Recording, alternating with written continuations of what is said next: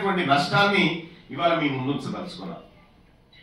ఈ ఉమ్మడి నల్గొండ జిల్లాలో నల్గొండలో నిన్న జరిగినటువంటి డిఎస్సి ఎగ్జామ్స్ ఏదైతే ఉన్నాయో రిజల్ట్స్ వచ్చినాయో దాంట్లో ఈడబ్ల్యూఎస్ వాళ్ళకి 2050 ర్యాంక్ వచ్చినా వాళ్ళకి ఉద్యోగం వస్తుంది. కానీ బీసీడీ వాళ్ళకి 820 లోపే. 2000 ర్యాంక్ వస్తే వాళ్ళకు ఉద్యోగం వస్తుంది. బీసీడీ వాళ్ళకు 820 మార్కులు వస్తే 20 ర్యాంక్ వచ్చే 21 వచ్చినా రాదు. అదే ఆదిలాబాద్ జిల్లాలో తీసుకుంటే బీసీడీలకు 228 ర్యాంక్ వస్తే ఉద్యోగం రాలే.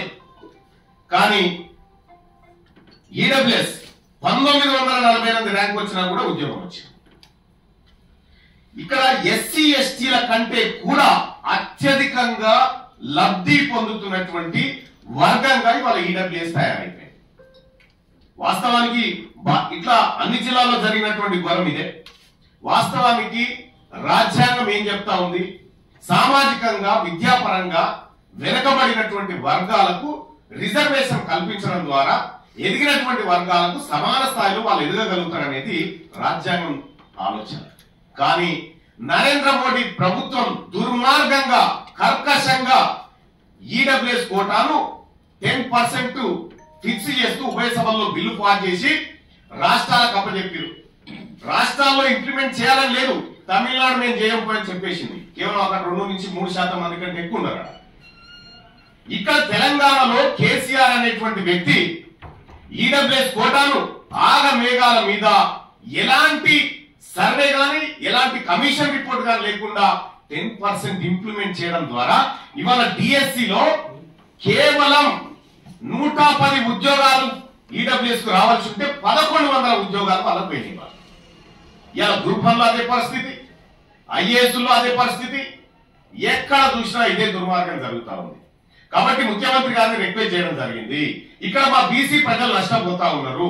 ఒక బీసీలే కాదు, ఈ ఈడబ్ల్యూఎస్ కోటా 1 or 1.5% ఫిక్స్ చేస్తే మిగిలినటువంటి 8%, 8.5% ఓపెన్ లో కలిపితే అందులో ఓసీలకు కూడా అవకాశం ఉంటుంది. వాళ్ళు కూడా పోటీ చేసుకునేటువంటి ఏది ఆ ఉద్యోగాలు సంపాదించే అవకాశం ఉంటుంది. కానీ ఇక్కడ అలా జరగడం లేదు. ఇది బీసీలకు, బీసీ నిరుద్యోగ యువతకు జరుగుతున్నటువంటి అన్యాయాన్ని మూడోసారి ముఖ్యమంత్రి గారి దృష్టికి తీసుకుపోవడం జరిగింది. ఆయన అతి త్వరలోనే ఈ సమస్యను పరిష్కరిస్తామని చెప్పడం జరిగింది. వాస్తవానికి రిజర్వేషన్ ఉన్నది పేద వర్గాలను పైకి తీసుకురావడానికి. కానీ నరేంద్ర మోడీ గారి ప్రభుత్వం పెద్దోళ్ళని ఇంకా పెద్దగా చేయడానికి ఈ ఈడబ్ల్యూఎస్ పెట్టి ఇవాళ కొంపలు ముంచిండు. మధ్యప్రదేశ్ హైకోర్టు క్లియర్ గా జడ్జిమెంట్ ఇచ్చింది. ఇక్కడ ఇంకో ట్విస్ట్ కూడా ఉంది. ఈడబ్ల్యూఎస్ కోటాను మొత్తం ఉన్నటువంటి ఉద్యోగాలు 100 అయితే అందులో 50% ఎస్సీ ఎస్టీ బీసీల రిజర్వేషన్ పోగా మిగిలిన 50లో అప్ టు 10% అన్నది. మిగిలిన 50లో అప్ టు 10% అన్నది. కానీ కేసీఆర్ దుర్మార్గంగా ఈ 100 నుంచి 10% తీయడం వల్ల ఇలా వేలాది ఉద్యోగాలు పొందడంలో బీసీలు నష్టపోతా ఉన్నారు. చేయడంలో ప్రభుత్వానికి చిత్తశుద్ధి ఉన్నా అది బీసీలకు ఇవ్వాలనుకునేటువంటి అంశంలో రాష్ట్ర ప్రభుత్వం నిశ్చితంగా ఆలోచించాలి. ఇది బీసీ బిడ్డలకు దక్కుతలేదు. మా గౌరవనీయులు మా నాయకుడు రాహుల్ గాంధీ గారి ఆలోచన ఏదైతే ఉందో సోషల్ ఇంజనీరింగ్ అనేటువంటి ఆలోచన, జిస్కి ఎంతైతే జనాభా ఉన్నారో వాళ్ళకి అంత దక్కాలనేటువంటి ఆయన ఆలోచన ఏదైతే ఉందో అది ఇంప్లిమెంట్ జరగడం లేదు. అది సరిచేయాలని గౌరవ ముఖ్యమంత్రి గారికి చెప్పడం జరిగింది.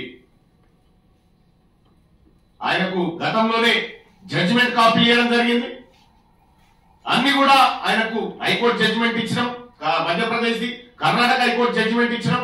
అన్ని ఇచ్చినప్పటికీ కూడా ఇవాళ జరుగుతలేదు. ఈ ఉద్యోగాలు ఇప్పుడు వేగంగా భర్తీ చేసుకుంటూ పోతా ఉంటే 10% ఇచ్చి వాళ్ళు 30 ఏళ్ల పాటు వాళ్ళు ఉద్యోగాల్లో కూర్చుంటే 30 ఏళ్ల పాటు ఈ బిడ్డలకు ఆ ఉద్యోగాలు రావు. ఇది ఇవాళ ఒక్కరోజు కార్యక్రమం కాదు, 30 ఏళ్ల పాటు జరగబోతున్నటువంటి ఒక దాడి.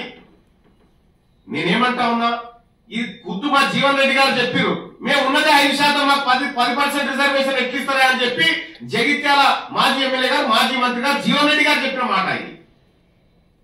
మేము ఉన్నదే 5%, మాకు 10% రిజర్వేషన్ ఇవ్వడం అంటే ఇది దుర్మార్గం, ఇది బీసీలో కడుపు కొట్టడం అనేది మాట ఆయన చెప్పిండు.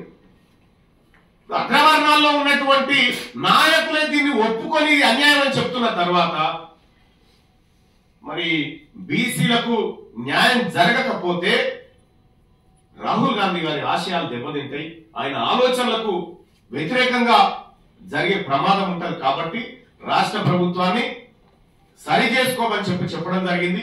బీసీలకు జరుగుతున్నటువంటి అన్యాయాన్ని సరిదిద్దమని చెప్పడం జరిగింది. ఇది ముఖ్యమంత్రి గారితో నేను జరిగినటువంటి భేటీలో అదొక అంశం. రెండో అంశం, ఆర్టీసీలో చిన్న చిన్న